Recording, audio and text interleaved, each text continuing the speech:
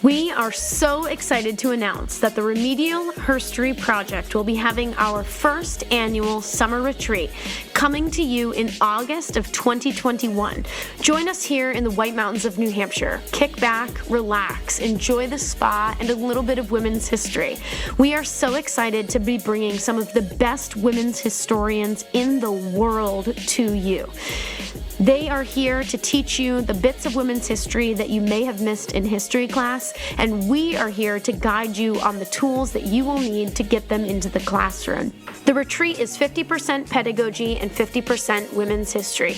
You will leave with dozens of printed lesson plans, learning materials, and tools that you can use. You can see the entire schedule of events on our website, as well as the names of some of the historians who will be presenting.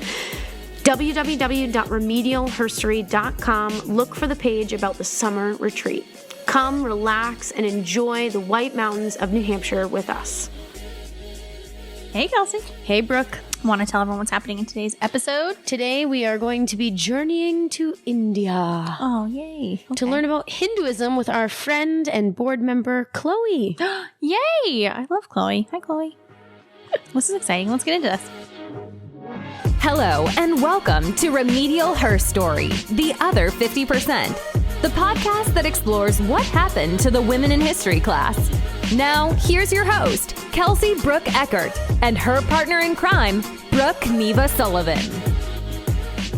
Hinduism and the third gender.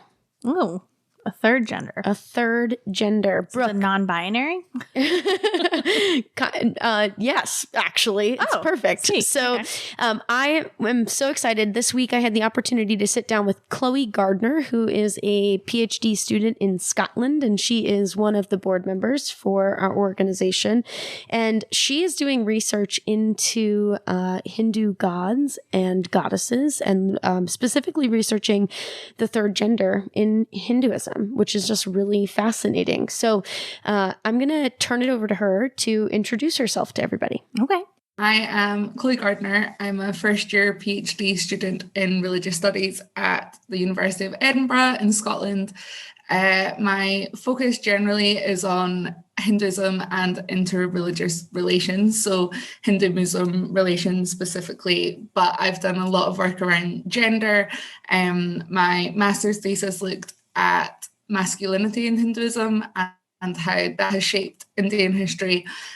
So for my PhD, I'm kind of continuing that by looking at the transgender community in India and how their concepts of gender are different from the sort of binary norm, and how they draw on Hindu myth and Hindu literature, etc., to justify their identity. And I have a vested interest in India and Indian history. My boyfriend is Indian, his family are all Hindu. So that my grandpa also fought in India during the Second World War. So I've kind of always been around stories of India and Hinduism.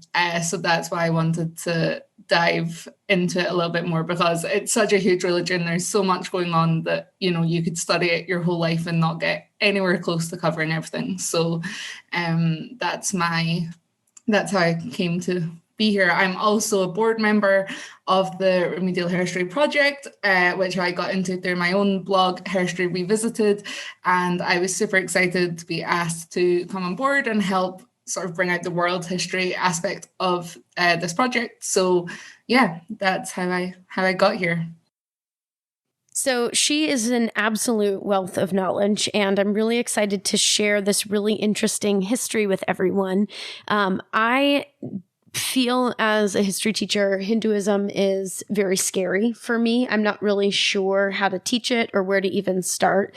And so it was really nice to be sitting with somebody whose world is Hinduism and get real information that I can bring into my classroom tomorrow. And so, of course, this is about women's history, though. And I wanted to talk about, goddesses and important women in Hinduism and in Hindu history. So I asked her first, of course, if you were teaching this class, where would you start? And this is what she said. So I guess the first thing to say is that it's the oldest religion in the world, or debatably the oldest religion in the world. The archaeological evidence definitely suggests that it is. It's the third largest religion in the world, around 15% of the world population after Christians and Muslims, but they're kind of all concentrated in the one area, India and Nepal. So India has the most Hindus by number, Nepal has the most Hindus by percentage. However, there are 60 to 70 million-ish Hindus who live outside of India as well. And I guess the main thing to bear in mind about Hinduism is that there's no one text or authority comparable to the Bible or the Quran. There's no church that sort of leads or guides scripture. It's very kind of localized. If you study religion or Hinduism at uni, the first thing you always start with is whether Hinduism should even be considered a religion as a whole, because there's just so many different sects and deities and there's so much going on. And the other thing to remember is that it was sort of a starting point for a lot of other religions. So Buddhism and Sikhism both came out of a Hindu context. And a lot of the Muslim rulers were based in and around India. So the Mughal Empire was in India for most of its reign. So it has affected, even if you forgetting just how complex Hinduism is in itself, it's had quite an impact on several other world religions as well. And I guess the one thing that everyone sort of immediately thinks of when you think of Hinduism is that it has a lot of gods. There's hundreds and thousands of gods. So they say that there's roughly about 330 million incarnations of God in Hinduism, which is a lot more than, the three of Christianity, or the one rather. So that is sort of always the one thing that everyone knows, that, there's different gods and they're quite recognizable. They sometimes have, blue skin and elephant heads, and they're all considered to be sort of incarnations of the one God. So in the same way that Jesus and the Holy Spirit are still part of the one God, the same way that all these millions of incarnations are all just aspects of the one ultimate reality. So everyone sort of thinks of it as a polytheistic religion, a religion with lots of gods, but if you get down to the nitty-gritty theology of it, it is technically monotheistic. There's only one ultimate reality, but in practice that sort of falls apart a little bit. But yeah, those are probably the main things that if you know nothing about Hinduism, that's probably a good place to start. In world history classes, we all learned about Mesopotamia and the River Valley. Mm-hmm. Your favorite word. I love it. Mesopotamia. And one thing, sort of new school, at least new to me, where we had very Western centric, and it almost was more like Western Civ rather than like world history, is to try to include all the various river valleys around the world. And so there is the Yellow River Valley in China, where sort of their civilization originated out of, in Mesoamerica, there's River Valley civilizations, Nile, obviously. And in India, the Indus River Valley is sort of the like hub of Indian culture. And it's really rich and vibrant. And so one of the questions that I asked Chloe is, how far back do they trace Hinduism in Indian culture? And does it go back as far as the Indus River Valley? So this is what she said. Indus Valley there's temples, etc., in the Indus Valley civilization that have the same Hindu gods and goddesses that are recognizable in Hindu temples today. So at least until then, a lot of the scriptures are dated, which is different, I guess, to, the Bible and the Quran. We can guess, but they don't explicitly say, you know, this was said in 610 or whatever. So, but they're later, but there's definitely evidence that at least from the Indus Valley civilization, that is where Hinduism started. And obviously it's changed a lot since then, but there are still identifiable deities and language, etc., that trace back to that time. So one of the things that has always struck me about Hinduism is there's these various gods and goddesses, and gender seems like ever present in the narrative and stories between these gods. And so, and that just seems, I don't know, different to me than Christianity, which is what I was raised in. And but of course, gender is like embedded in Christian beliefs and stories.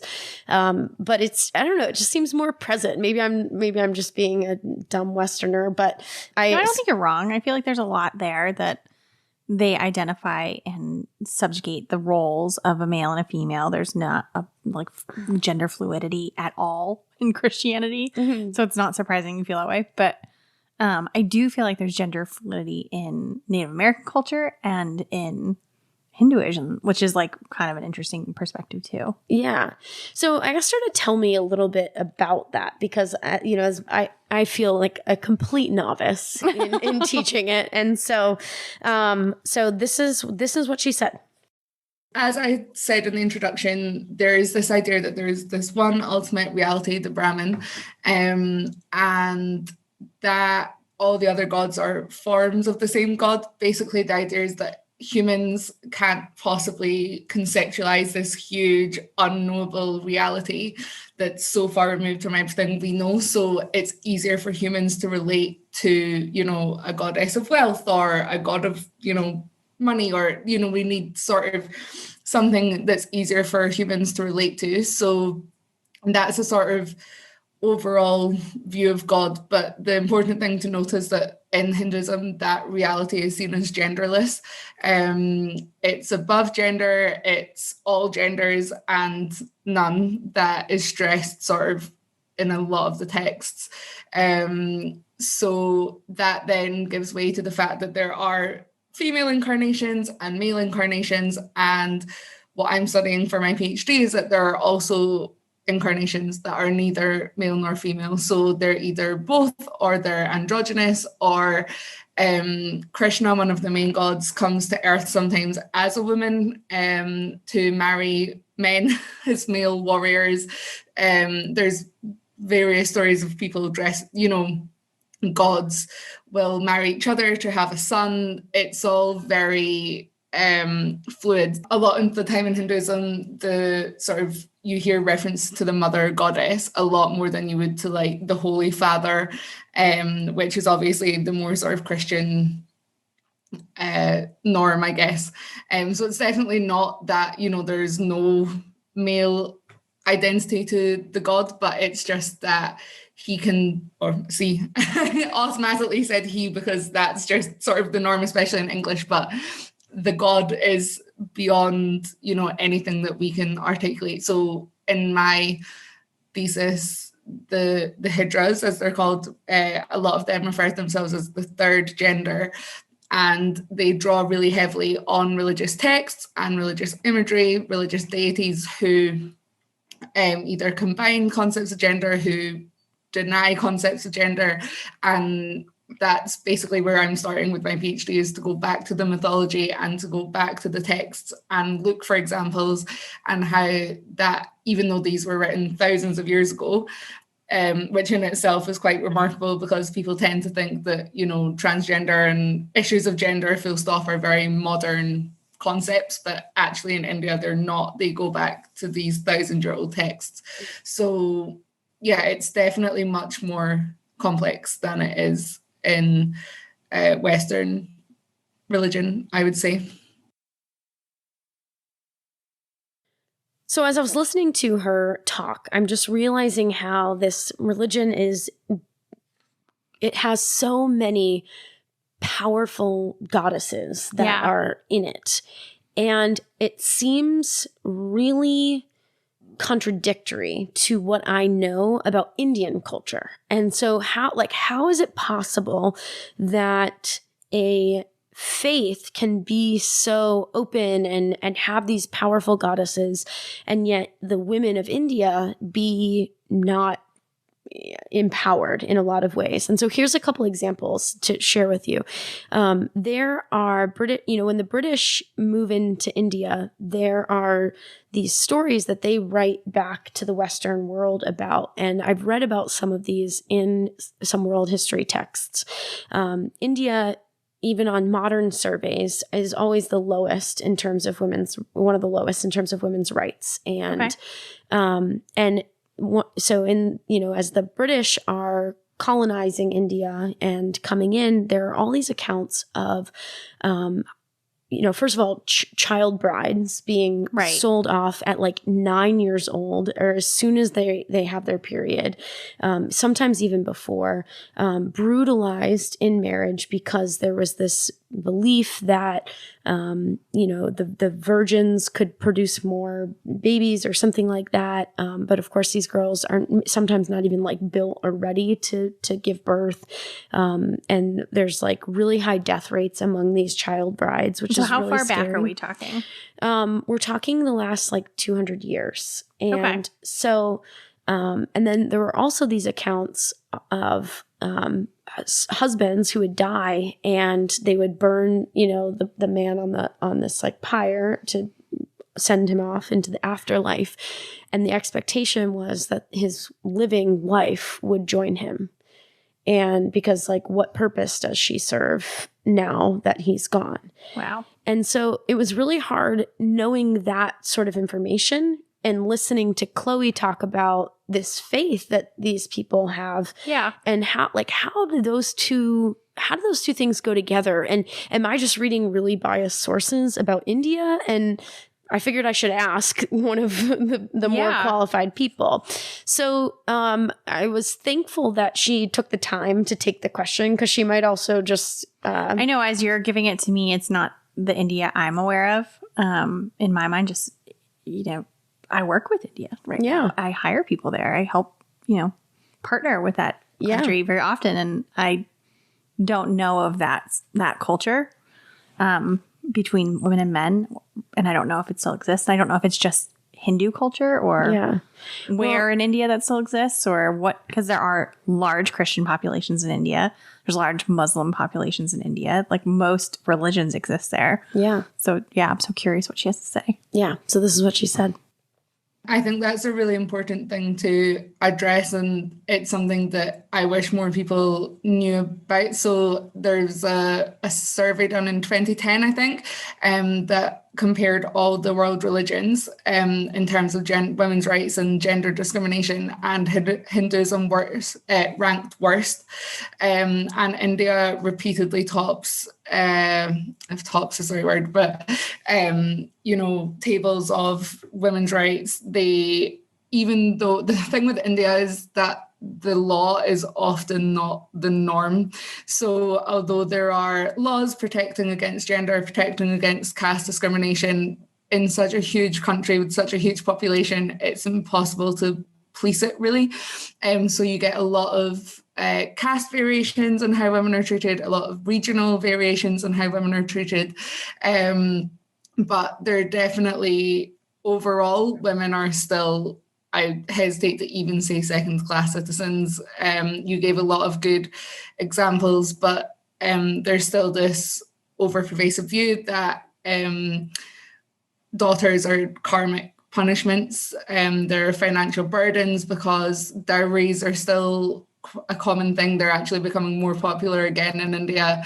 The government at one point was talking about banning scans in pregnancy that allow you to find out the sex of your child, because female infanticide was so high, and there was a concern that women would abort their babies if they knew that they were going to have a girl. Domestic abuse is pretty much ubiquitous in India.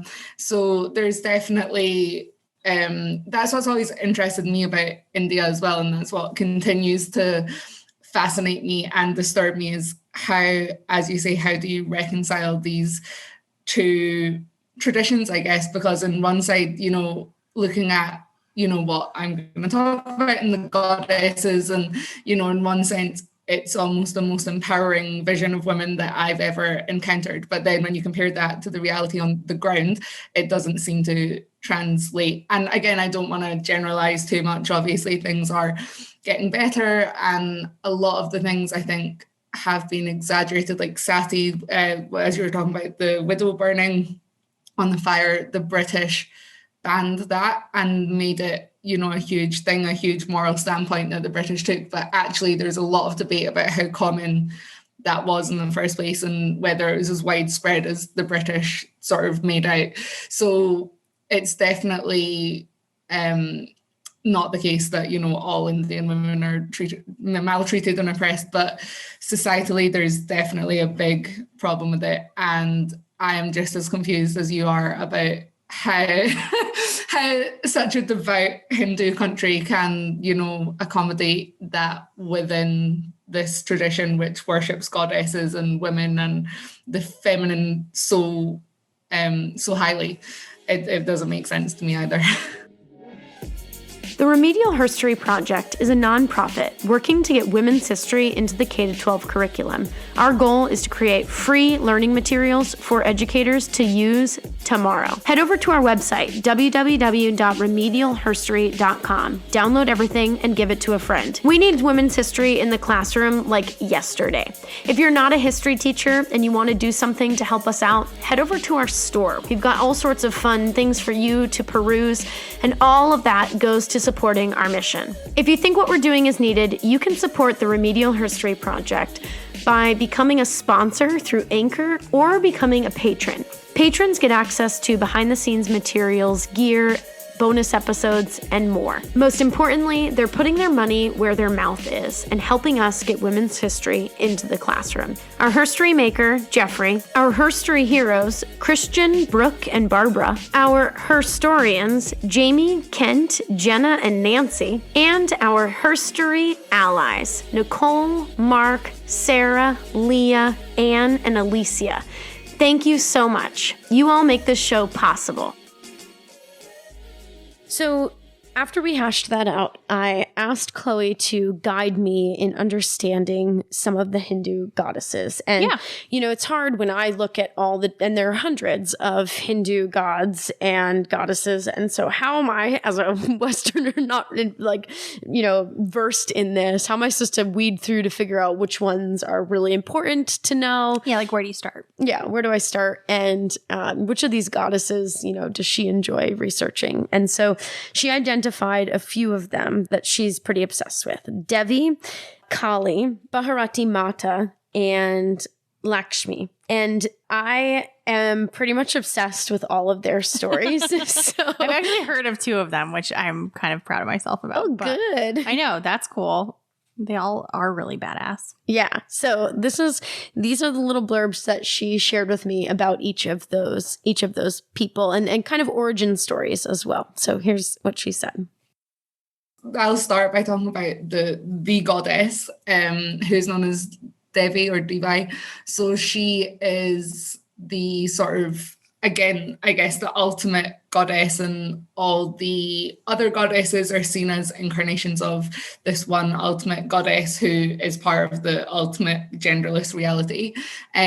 So it just really means goddess, but she's generally referred to as the Great Mother or the Mother Goddess. And she's understood to be an embodiment of Shakti, which means the feminine and creative power of the universe. So she's eternal and formless, but she has a lot of famous incarnations who I'll talk about in a minute.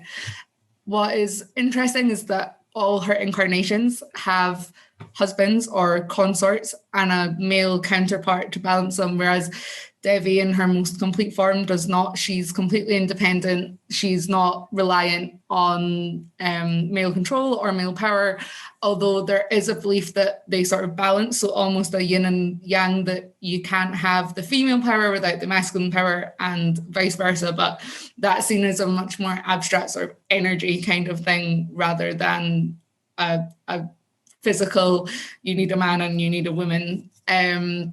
So almost all Hindu sects accept the goddess, worship the goddess, and especially Bhakti traditions, which are mystical traditions or devotional traditions, they put a big emphasis on the goddess. And you can trace right back to the earliest Hindu scriptures. They talk about the goddess and how she, how she empowers the other gods and how women can draw on her power, which is just really interesting. And today there are lots of variations of her for different contexts. So one that I remember reading about is during an AIDS epidemic, they sort of created a version of the goddess that people could pray to for salvation from AIDS or from protection from AIDS. So even basically all through Indian history or Hindu history, she has been reimagined for what people need at that time. But she's also seen as almost dangerously powerful. So there is the idea that you need the male energy to restrain her, because if she is left unleashed, she'll wreak havoc on the universe, she will destroy the universe. And that's where the more patriarchal side of it starts to come in, I think. So on that point, the best goddess to talk about is Kali, who is my favorite goddess. I love her. I've got pictures of her all over my house. So she is an incarnation of a different incarnation, Durga, who is the warrior form of the goddess. And she is the wife or consort of Shiva, who is one of the main male gods, one of the three main male incarnations. And Kali is known as the destroyer of evil forces and the protector of innocence, and the most powerful embodiment of Shakti, so the most raw embodiment of female power. So she's seen as a protector on one hand, but also as a destroyer, which is sort of similar to her husband. That's his sort of karmic role, is to be the destroyer of the universe, but it's not seen in a negative way. It's destroying bad, destroying evil, that sort of destroyer. So again, the earliest mention of her is 600 AD, but the ideas come much before then. They're building on the sort of wider goddess tradition. Her name just means black. That's the Hindi word for black. But she's always described as a sort of warrior. There's a 6th century text called the Divi Mahatyam, in which she destroys demons, and that's where this sort of idea of her as a warrior demon really starts. Other stories focus more on her relationship with her husband and how, again, this idea of balance and how they balance each other out. So if you see depictions of Kali, this is what I find most interesting about her, is if you see her, she's immediately recognizable because she wears a necklace with human heads around it, and carrying a man's head in her arm, one of her 4 arms, and standing on the chest of her husband, Shiva.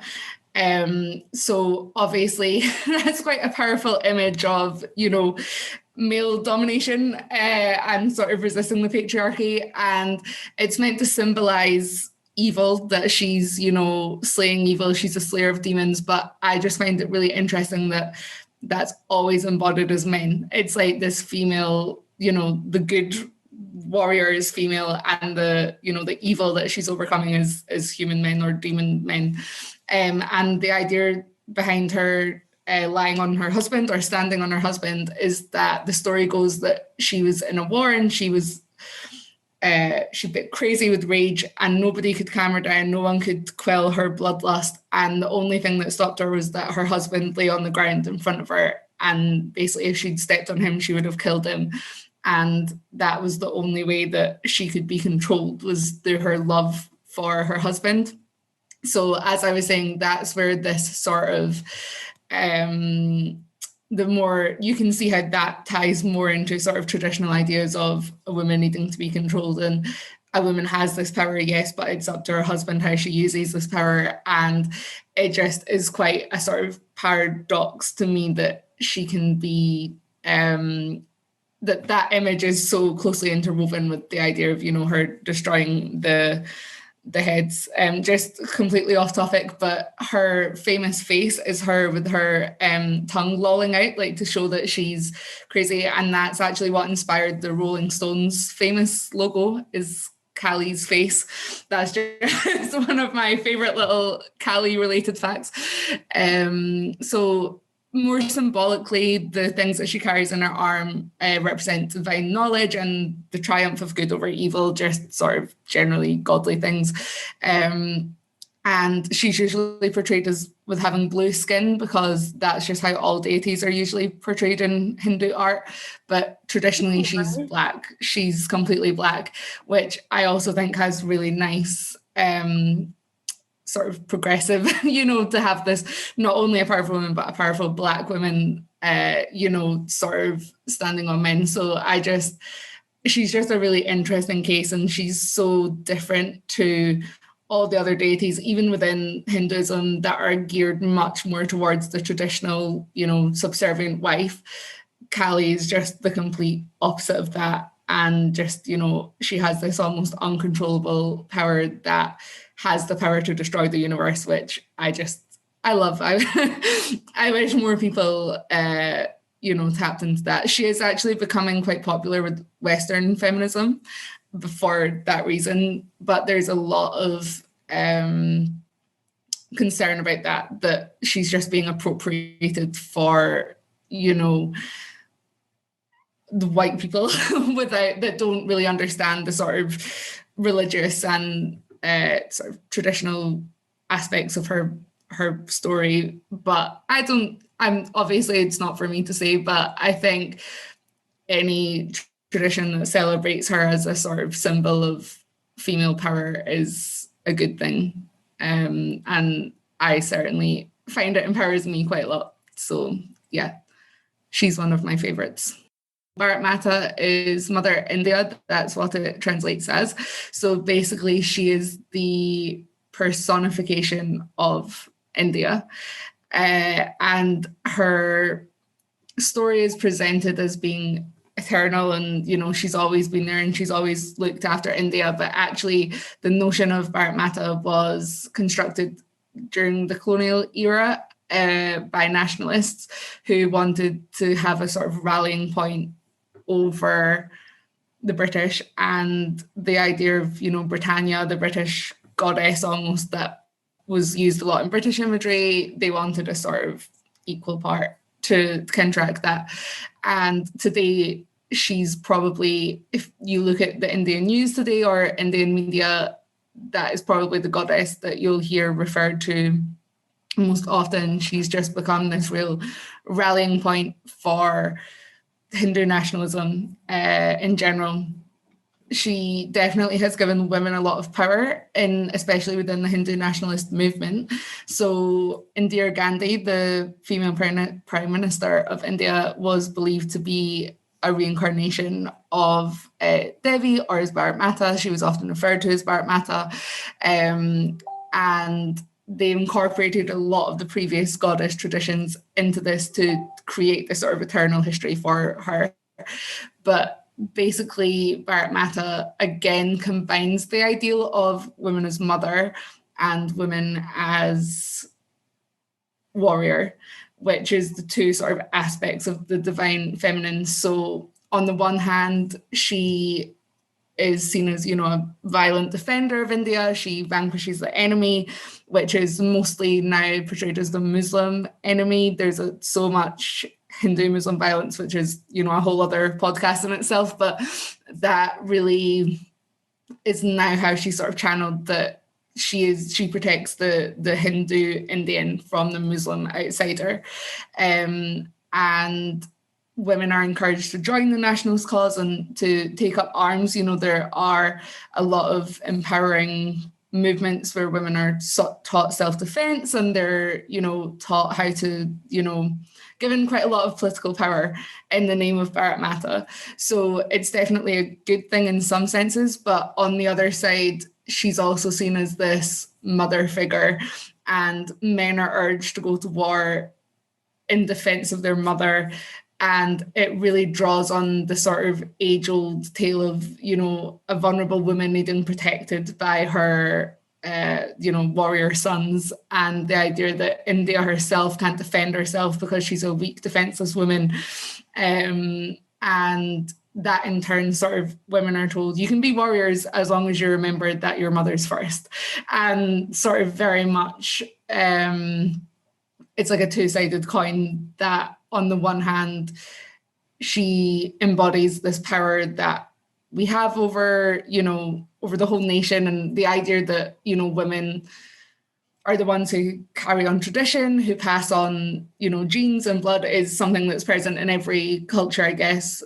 But at the same time, they're sort of reminding women that they shouldn't step out of that box, and that they still need men to fight for them and protect them. And that has a lot of issues when women's body become the site of national honour. So during the partition, there was horrible instances of women being kidnapped, being raped, being forced into suicide, because they're attacking the women was seen as attacking the community or the country that they came from. And I think it's easy to trace that back to the idea of the whole of India being a woman or a goddess. So yeah, I think she's a really interesting case for the present day, but she definitely draws on goddess traditions from throughout Indian history. Lakshmi is again meant to be an incarnation of the mother goddess, but she's a much more benevolent, I guess, goddess. And that's not to say that she doesn't have power, but she is seen as the noble goddess. So Lakshmi in Sanskrit means to perceive, observe, know, understand. So she's kind of the goddess of wisdom, the goddess of wealth, love, beauty, joy, prosperity, all the things that, everyone wants in their life. So that's why she's become, so important to Hindu worship. And she is she's the wife of Vishnu, who is another one of the three main gods, but he's arguably the most important one. He's the one who is worshipped most, his incarnations are worshipped the most, and he is the sustainer of the universe. So the idea that the reason that the world hasn't gone up in flames basically is because of Vishnu. So she then automatically becomes important because of her connection with him, but she's also an important goddess in her own right, and she assists him in his task to save humanity. But she herself has many different incarnations that link up to Vishnu's incarnations. So Sita and Radha are the two most common ones, who I can talk about a bit later. But Lakshmi herself has been worshipped at least since a millennium before Christ. So she is probably the oldest named goddess. I think there are texts going back right to 1,000 years before Christ that mention Lakshmi by name, and there are hundreds of temples, etc., from thousands of years ago that are dedicated to Lakshmi. And unlike some of the other deities who tend to be limited to a certain era of Hindu history or Hindu mythology, Lakshmi is basically present all the way through. So she plays a really important role in the Mahabharata and the Ramayana, which are the two main epic stories, which again I can talk about later, but she just is important all the way through basically. And Diwali, which is the biggest Hindu festival, or one of the biggest Hindu festivals, is very much associated with Lakshmi, and all the rituals, etc., around Diwali are in honor of her, and to welcome her into the home, and to pray that she'll bless the home with love and prosperity. And basically, she's the one that you want the attention from. Yeah, she's just one of the most important goddesses, and again, she's quite easy to spot. She always has an owl with her, because to represent wisdom, and and also overpowering darkness. That's what the L in Hinduism is more about overpowering darkness. And she has 4 arms to represent the 4 main areas of life, which are duty, pleasure, prosperity, and liberation from rebirth. So she's the sort of all the key theological concepts, I guess, are tied into Lakshmi. She's also usually riding an elephant, which again is an animal which it serves as a symbol of strength and fertility and family and all the sort of important things that are important to the mother goddess. So she is just, you can't really understand the other goddesses and the other incarnations, that even though they might be more well-known and their names might be more well-known, because they are incarnations of Lakshmi, it all comes back to Lakshmi, if that makes sense. So then I asked Chloe to tell me about a real woman that existed in early Hinduism. And so she identified one and told me a little bit about her story. So this is what she said.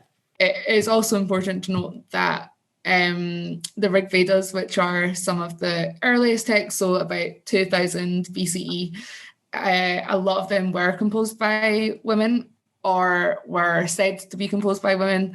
I guess it goes back to the age-old, as you said to me earlier, for most of history, Anonymous was a woman. So now there's kind of the assumption that if it isn't stated who passed it down, it was women. But she is the earliest historical figure from Hinduism, but also that's debatable as well, because, as I said before, the boundary between history and myth in Hinduism and in Indian history is really hard to distinguish. So she's said to be the author of some, or not the author, the reciter, because it was all recited in those days, the reciter of some of the most famous texts, but she is also mentioned in them. So it's hard to tell whether she's a character or an author or both. But so the Ramayana, which I mentioned before, obviously she was involved in the recitation of that. She was involved in the Mahabharata, which is the other famous epic. And in the Rig Veda, which is one of the most sort of central ancient texts, there's at least 27 hymns which are known to be authored by female reciters. So I think it's important to note that if we do go back to ancient India and we do go back to ancient Hinduism, women do have a status there as intellectuals and religious figures. And again, that I guess brings us back to the big question of how that has changed over time, and how did it become that only men could, try and pass down these traditions, and how did it become that only men came to learn the language? And was it in part because women had such a role in these sort of forming these early texts? Is that why women are so prominent in them? And do they sort of diminish in the tradition because the status of women diminished? I don't know. I don't have the answer. I don't have the answer to that, but I just wanted to sort of mention Lopamudra and others like her just as a sort of reminder, I guess, that it isn't all the fault of it's not all that we can't all be attributed to the fact that men have created Hinduism in their image. Women did have agency, and they did have intellectual agency as well as social agency to form these ancient traditions. And if you consider that, it becomes less surprising that the goddess plays such an important role in Hinduism more generally. Chloe told me a story about Sita, who is Ram's kind of problematic partner, wife, and the story between them about her eventual exile is kind of a problematic story in understanding male and female relationships in Hindu culture. And so Chloe spent a little bit of time sharing, first of all, the story and some of its variations with me, but then also her analysis about what that story means and where it fits in some of the paradoxes we've seen in culture versus religion. Sita is one of the incarnations of Lakshmi that I was talking about. Her husband is Rama, who is the probably the most well-known incarnation of Vishnu. He is basically lauded as the ideal man, the ideal husband, the ideal king, just the all-round what everyone should, or every man should attain to be like Ram. And the Ramayana, which is the story of Ram and Sita, is probably the most well-known, the most well-read, the most well-versed Hindu text. There has been numerous television portrayals and film portrayals, and from talking to my boyfriend, that's the story that kids sort of grow up learning about from when they're tiny. So it's definitely, this is something that influences Hindus from the earliest age possible. So it's a huge epic. So I don't want to spend too long going through it, but the very basics of it is that Ram is exiled for a bit, it's like many years, but in the millennia of his life, it's not much. He is exiled. He and his wife and his brother go to live in the forest, and Sita is kidnapped by a demon king called Ravana. And the main plot of the Ramayana is Ram's quest to reclaim his wife, to slay the demon king, to save her. But where it gets problematic is when he does save her, and he basically doesn't believe that she wouldn't have slept with the demon king, or that he wouldn't have raped her, which she seems to be equally as held guilty for. And she, protests that, he'd never touched her, that she's only ever been with Ram, that she's loyal to Ram. And he forces her to go through a trial by fire, in which she has to walk through fire to prove her innocence. And the idea is that if she's innocent, the gods will protect her from harm.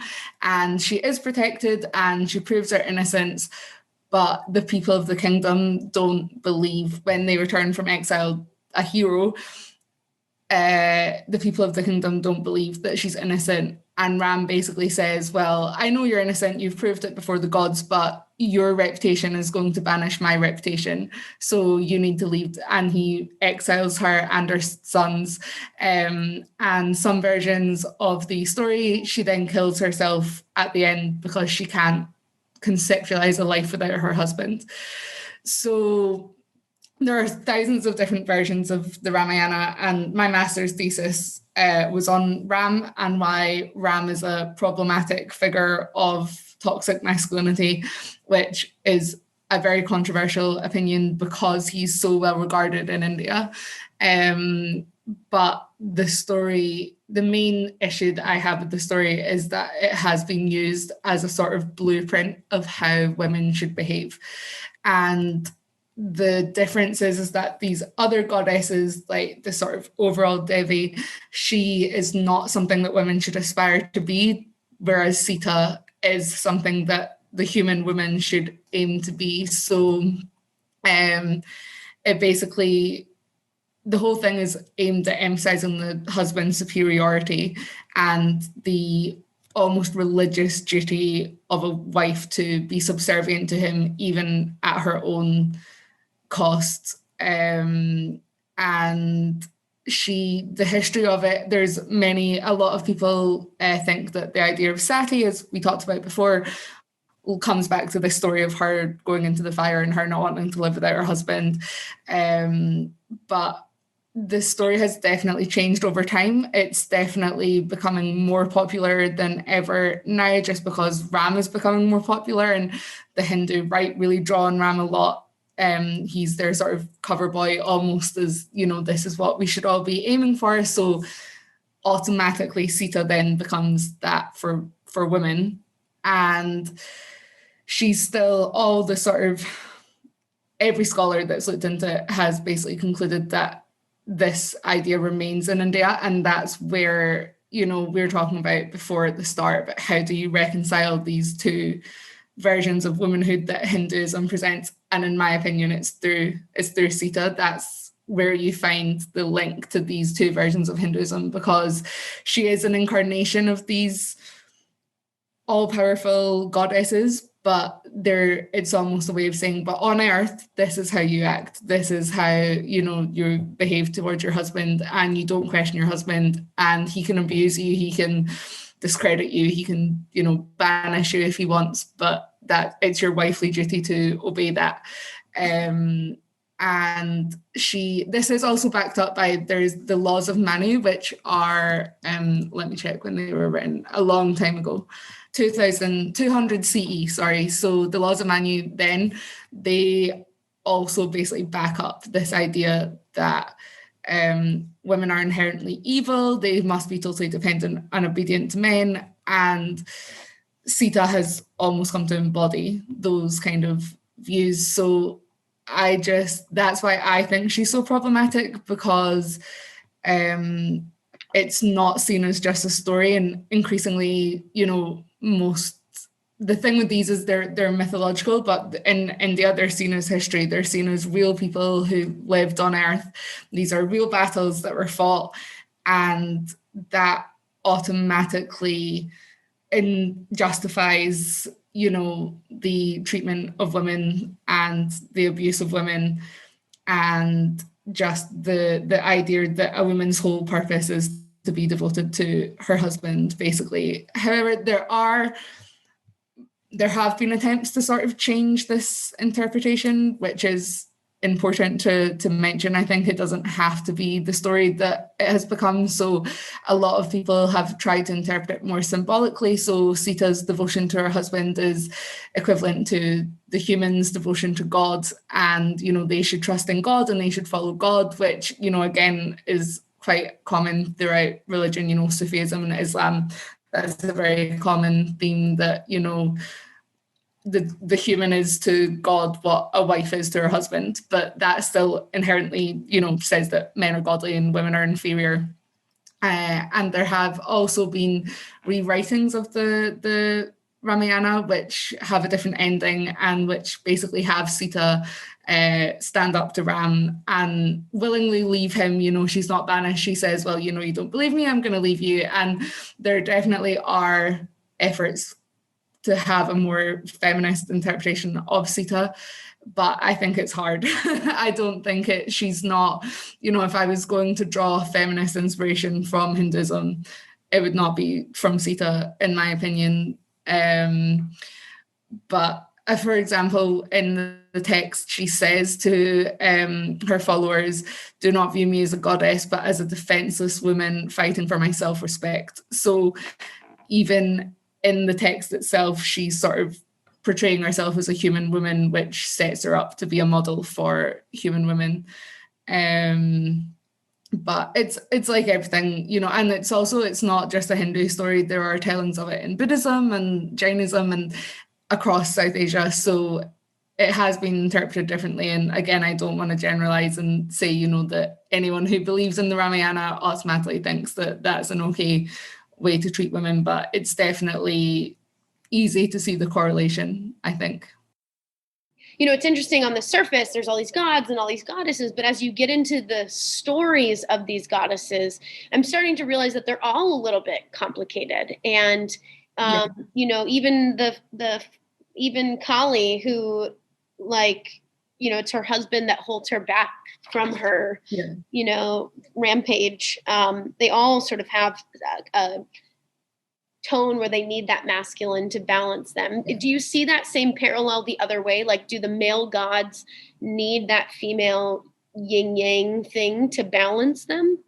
Not as much, but historically, yes. So when I was looking at Ram and, his masculinity or his toxic masculinity, as I was sort of claiming earlier depictions of Ram, if you go a lot further back to early art and earlier descriptions of him, they emphasize his femininity and he's almost drawn like a woman. He has sort of womanly features, and that sort of feminine side of him is emphasized, that he's caring and he's loving and he's protective, and all the qualities that now are sort of embodied by the mother goddess. But over time that changes to, he becomes, if you look at images of him now. He's got abs and, he's really, really buff, and he's got, his bow and the famous, there's a story in the Ramayana where he wins Sita, which in itself is an issue,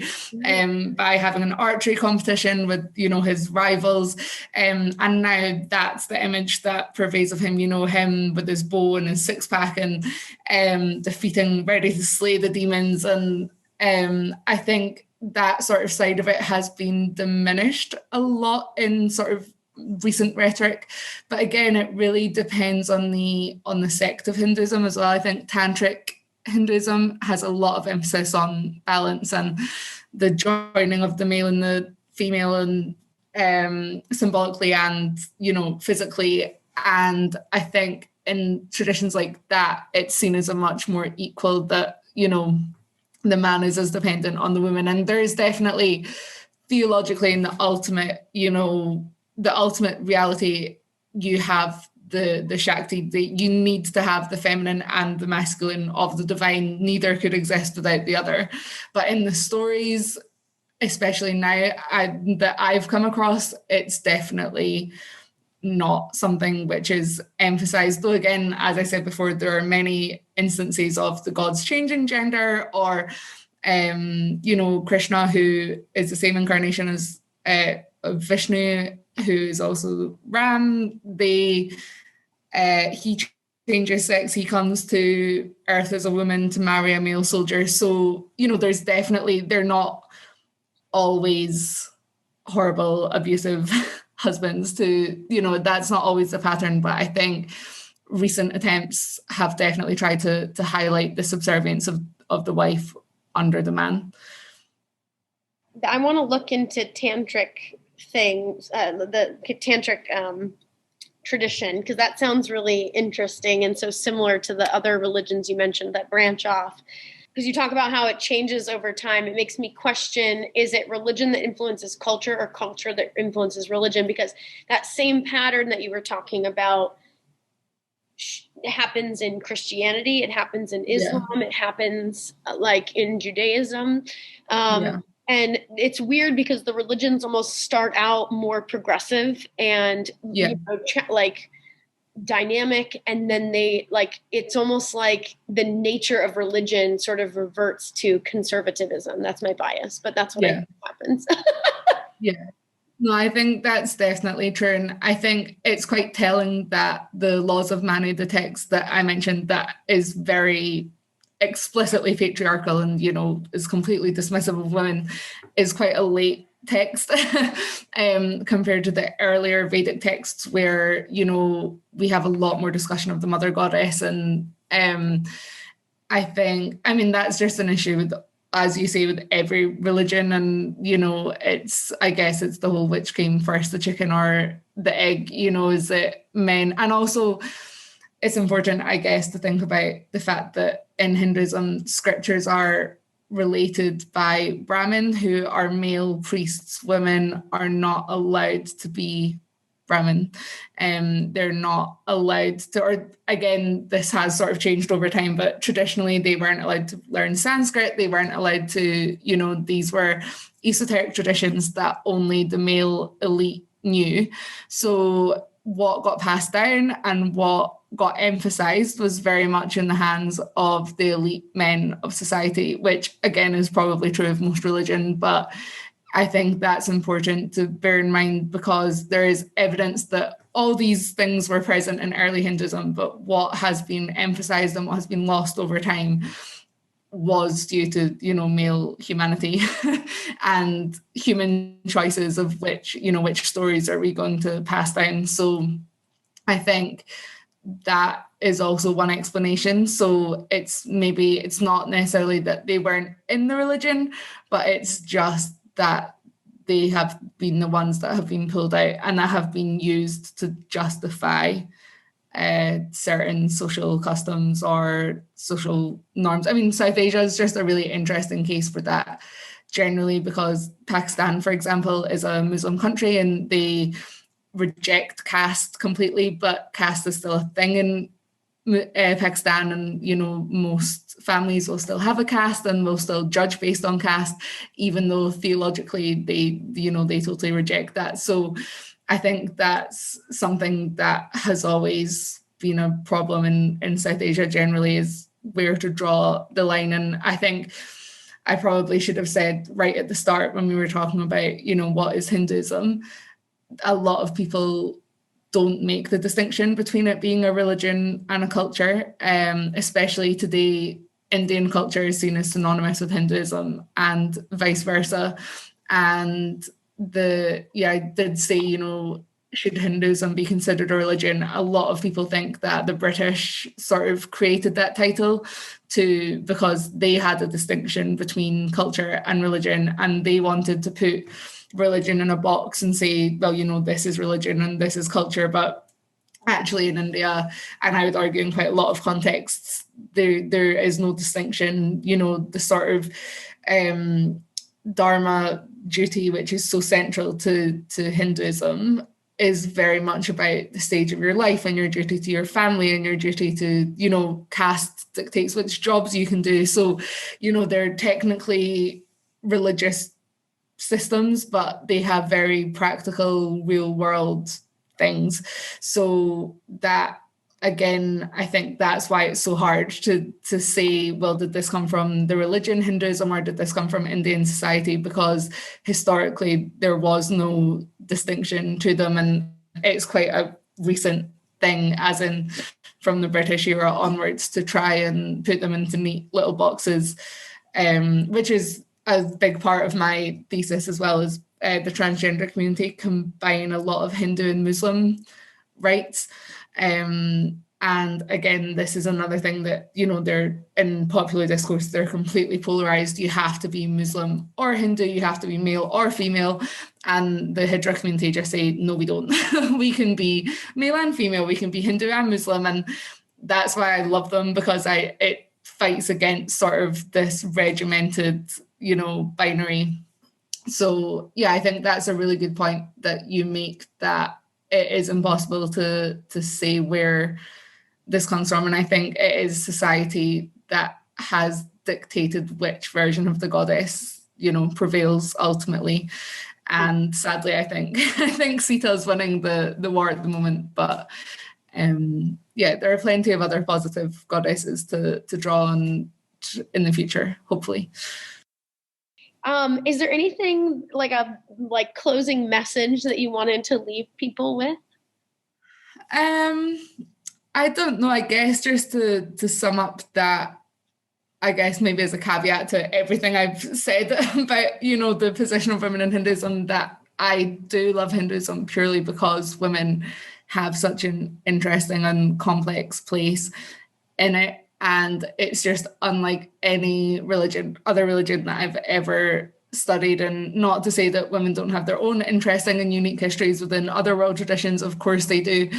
But I just think the paradox that you spoke of at the very start of the sheer contrast between this culture which worships the mother goddess almost above the male god, but at the same time has had such a poor record of how they've translated that, I just think is really important. But I think it's important that people do learn about the prominence of women in Hinduism and in Indian society, and know that there is a lot of good stuff in there, and a lot of things in there that can be really empowering, and that really do create a great model of, balance and equality between the male and the female and neither. And, even the whole idea of the binary, and, there's just so much there to work with, that I just think it's important to take a balanced view of it, and not just to, view all Indian women as sitas that, are just, subservient and abused little creatures that, are at the whims of men, but also that there are those people, that there is that tradition. And I just think it's really important to remember both sides of the coin and not sort of generalize one way or the other. So Brooke, Chloe was kind enough as a board member to help me build a lesson plan on Hinduism to share Chloe, with everybody. You're so nice. So she asked a really awesome question, which is taking a look at these goddesses and are they feminist tropes or are these real like icons for women to admire? And so students get to look not only at visual representations of these goddesses and which she described obviously here, but I think seeing them is even more powerful. And then some versions of their stories to help students really understand the role that these goddesses can play in empowering or, you know, not really empowering young women. Very cool. What a fun lesson plan for students. Yeah. And we love, I mean, the artwork, I bet, is unreal. It's unreal. Love Indian artwork. Very cool. I'm Brooke Sullivan. I'm Kelsey Eckert. See you next time. Woo. Thanks so much for listening to Remedial Herstory, the other 50%. Please subscribe, rate, and review wherever you listen to your podcasts to bring more voices to the conversation. We really appreciate that effort. Until next time.